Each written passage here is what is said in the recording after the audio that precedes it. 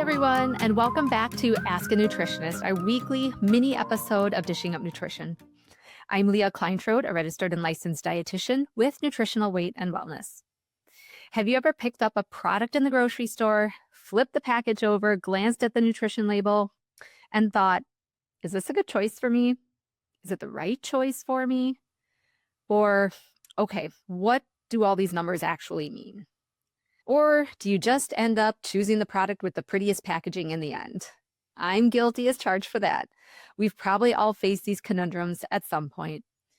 And as a registered dietitian, I can tell you that nutrition labels aren't meant to be confusing, but they are often misunderstood. So today, we're going to spend some time breaking down and decoding that little black box that's on the back so you can better navigate food choices while you grocery shop. This may actually be a great opportunity for some hands-on learning also. So if you're close to food or a beverage product with a nutrition label, go ahead and grab it. And if you're listening to this at a later date, hit pause if you need to, and you can play along as we walk through how to use this information. So let's start with probably one of the biggest questions I get with when I'm counseling or teaching classes, and we're just getting into how do we navigate the food scene? How do we navigate the grocery store? How do we know what kinds of foods we should be putting in our bodies? So we want to look at when we're reading that nutrition label, what's the most important thing that we're looking at? Or what's the first thing that we're looking at? Where should we direct our eyes first? And many of us, just out of habit or practice, go right to looking at fat grams, how many calories there are, the percentage of daily sodium there is. We're looking more at the numbers and the percentages. And these numbers can be helpful in quantifying certain things about the food, but it doesn't tell us about the quality of that food. So I always recommend to first go to the ingredients list. This tells you what that food actually is. Another way to think about it is that nutrition facts panel or that nutrition facts box is just the math. The ingredients list is where the story is at. So ingredients are required to be listed in order of weight from the highest to the lowest, so from the most to the least. The first three ingredients are what this product is mostly made out of. In an ideal world, most of our food actually wouldn't even need an ingredients list or a nutrition label because it's just one ingredient. Meat, like beef or chicken, fish, eggs, vegetables, fruits, nuts, seeds. But of course, we need to be realistic that most people don't eat 100% unprocessed single ingredient foods. So when we do look at these packages, these are some tips to look for. So if we look at, again, that first 3 to maybe 5 ingredients, they should be real, whole, pronounceable foods that you recognize. That's going to be a great start. If it's sugar, if it's refined flour, if it's something that you really couldn't find in a farmer's field, that's a red flag that it's probably not the best choice, no matter what the health claims on the front of the packaging say. Sometimes food manufacturers will try to be a little tricky and put multiple sources of sugar into a food so that it's a little bit more spread out. So that bumps down further on the list where the sugar starts showing up. And I actually just saw an example of this on a protein bar recently. The sugar sources that were in this bar were corn syrup, sugar, cane sugar, and fructose. So 4 sources of sugar. And then if that wasn't enough, they also threw in some sugar alcohols for good measure. So be on the lookout for sources of sugar. Sometimes it's pretty obvious, like some of the ones I just mentioned. Sometimes it'll just blatantly say sugar. Sometimes it'll say cane sugar or coconut sugar even. But you do have to be on the lookout for things that mention different syrups. So corn syrup, high fructose corn syrup solids, brown rice syrup, various things. You'll see various things that end in syrup. Also items that end in OSE or OS. So fructose, glucose, dextrose. This is also another key term that means sugar. But in general, if we can recognize and pronounce every ingredient on the label, that's the ideal scenario. So, why do ingredients matter more than numbers? It's easy to get caught up in the labels on the front of the package, like low carb, low fat, 0 grams of trans fat, only 100 calories, good source of fiber. But here's the truth: a food can look really great on a health claim on the front of the package and still not be supportive of your health. The front of the package is meant to sell you. And there's a lot of marketing, there's a lot of research, there's a lot of studying that goes into that whole process of what do we put on the front of the package to sell more product to the consumers. So, what we want to do is bypass what's on the front of the package and we want to look at the back of the package. That's where the real story is at. For example, a product can be labeled as low calorie but be highly processed and be void of most nutrients. It can be labeled low fat, but still packed with added sugars to make up for the taste. It can be high protein and still be full of artificial flavorings, nitrates, or other fillers. When foods are made mostly of real recognizable ingredients, your body knows what to do with them. They digest better, they keep you full for longer, and they support blood sugar balance better. So before you analyze just the numbers on the label, flip straight to that ingredients list and ask yourself, is this made mostly of real food? Do I have many of these ingredients in my own kitchen? And if those answers are yes, then most likely you're on the right track. Now, before we dive into the specifics of carbs, fats, proteins, we do have to talk about serving size because everything else on that nutrition facts label is based on the serving size. It may surprise you that the serving size on the nutrition facts panel is not a recommendation based on health or even a suggestion of what you should consume. It's defined by FDA standards to reflect an amount that people usually eat in one sitting. And again, this is based on looking at various research and national eating data. So in 2016, the FDA updated nutrition labeling to reflect modern, larger serving sizes than previous data that was from the early 1990s. One example of this is that a serving of ice cream, if you were to get a package or get a container of that from the grocery store, say around the year 2000, the serving size would often say a half a cup. Now, as of 2016, so if you go to a store and pick up a container of ice cream now, the serving size is likely going to say 2/3 of a cup. So did ice cream all of a sudden become healthier so now we can eat more? No, it's just that that serving size now reflects our more modern eating habits, that we typically are sitting down and eating larger serving sizes these days. So it just goes to show use that serving size number as context, not necessarily as a guideline to follow. So let's now go deeper into that nutrition facts panel. We're going to break down each category. We're going to start with carbohydrates. This is where a lot of confusion, a lot of fear can show up. So let's break down the carbohydrate section.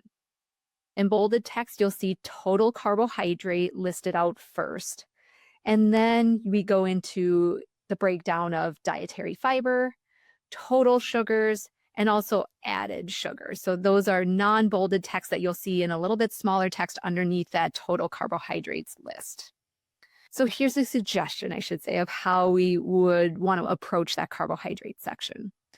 Personally, I do take a quick glance at what the total carbohydrate content of that food for that serving size is. And that's mostly just to get a reference point for the rest of the information that's underneath it. So I take a look and say, all right, the total carbohydrates in this product, do I expect them to be higher because I expect it to be a starchier or a higher carbohydrate food? Or is it pretty low because I also expect it to be a low carbohydrate food? Does it meet my expectations? But after I look at that, I quickly move on to what those carbohydrates are made out of. So cue the added sugars. Added sugars are exactly what they sound like. They're sugars that are added during processing. So a great health goal is no added sugar, or at least keeping it very minimal. The American Heart Association will tell you to keep added sugars to under 24 grams of added sugars per day. And that can add up fast depending on what products you're looking at or what products you're eating. If I see that there's more than a few grams of added sugar per serving in a product, I'm probably going to put it back on the shelf and see if I can find either an unsweetened option or I may decide to skip that product altogether. So then I'm looking at the fiber content of that product. So fiber, we know and we love it. It slows digestion. It supports gut health. It helps keep our blood sugar steady. It does a lot of great things for our health. In general, more fiber equals better blood sugar response from that food, and it keeps us fuller, keeps us more satisfied. Whole food carbohydrates naturally contain fiber. So we want to be looking, does this product have 1 or 2 grams of fiber? Or does it have 4, 5, 8 grams of fiber? Ideally, we want to be aiming for at least 30 grams of fiber each day. So anywhere you can pack in a little extra fiber or get more bang for your buck, it's probably going to be worth it. Overall, carbohydrates from real whole foods in reasonable amounts, that's not going to be a problem. It's the low fiber, high sugar, very processed carbohydrates. So think about like going to like wheat flours where like now we've broken down that wheat product into a very soft, very easily digestible type of product that's going to hit those blood sugars hard. That's where we tend to run into problems. And so we take that wheat flour, we make it into a whole lot of things like pastas and breads and crackers and cookies. These are the things that are going to create more problems for our health than they're going to help. All right, so that's the breakdown in the carbohydrate section. Next up, let's talk about the fats section. So on the label, again in bold, you're going to see total fat in the product. And if anyone is like me and was really learning a lot about food in school around looking at fat, total fat was like the thing that you paid attention to because the whole message was let's avoid fat. So now the approach is a little bit different, but we still have to be savvy about what the types of fats are that are in the foods that we're eating. So we do see total fat still in bold. It does break it down then into saturated fats. Sometimes you'll still see on the label trans fats, and then sometimes you'll also see it broken down even further into polyunsaturated fat and monounsaturated fat. Trans fats from partially hydrogenated industrial oils were banned several years ago, but foods that contain less than 0.5 gram of trans fats per serving can still be labeled as having 0 grams. So even small amounts may still exist in some processed like packaged snacks, baked goods, fried foods. That's another one to look for. So again, like let's look at the ingredients list and you're looking for anything partially hydrogenated. If it's a partially hydrogenated, some kind of oil, that's where we're looking for clues that that product has some trans fats in it. So again, what matters most is fat quality. Again, it comes back to those ingredients. We want most of our fats to come from real food sources like olive oil, olives, avocado oil, different nuts and seeds, nut butters, coconut products, canned coconut milk, real butter. These are very different from fats that actually are coming from the heavily processed or the really refined oils. So we're thinking canola oil, soybean oil, corn oil. Sometimes you'll just see the umbrella term of vegetable oil in there. These are the fats that create more inflammation. They're more heavily processed. They're more devoid of nutrients. So again, we want quality of fat over quantity. Saturated fats, just to touch on those for a moment. This is, again, comes out of that low fat era of something that we've been told to be cautious of. But saturated fat from full fat dairy products, grass-fed meats, coconut, these are not the fats to be feared when eaten in moderation. It's a different story if these fats are coming from ultra-processed foods. Saturated fats that we want to avoid are coming from foods like frostings, frozen pizza, coffee creamers. I mentioned those fried items, so think fast food. So in short, it's with saturated fat, it's what travels with the saturated fat. It's not necessarily the saturated fat itself. Does that saturated fat come along with quality animal proteins, minerals like calcium, and fat-soluble vitamins like vitamin K? Or is the saturated fat coming along for the ride along processed flours, high sugar, and high carbohydrate foods? The context of that saturated fat makes all the difference. And lastly, let's chat about protein. Protein is really in the spotlight a lot now these days. It's also the easiest section to read. There's no subcategories, at least on the label. So we have to ask ourselves, all right, is there enough protein in here to help me feel full? Do I need to add a high protein food to my meal or my snack to balance it out? Longtime listeners of Dishing Up Nutrition and Ask a Nutritionist know typically we're aiming for maybe 25 to 40 grams of protein or so at a meal, which amounts to somewhere around 4 to 6 ounces at a meal.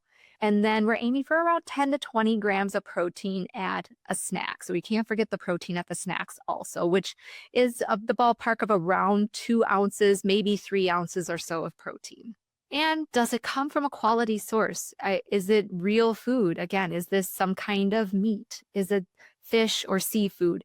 Eggs, dairy, high quality whey or a paleo protein powder? These would be our recommendations or our preferred sources of protein. Like I said, the market right now for high protein snack foods is huge right now.